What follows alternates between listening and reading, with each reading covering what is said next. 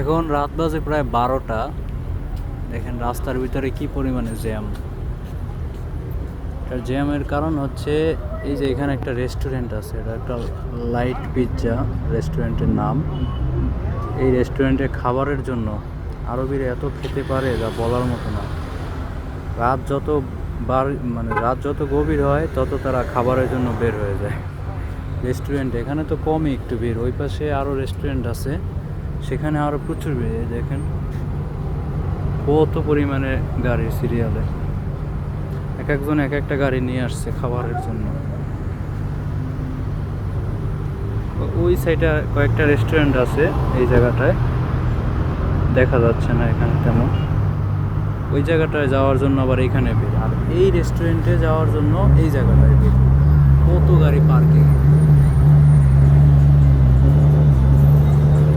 Only এই রেস্টুরেন্টে খাবারের জন্য। আমি কেবল এখান থেকে আমার একটা অর্ডার নিয়ে আসছি, আমার পিৎজার অর্ডার ছিল।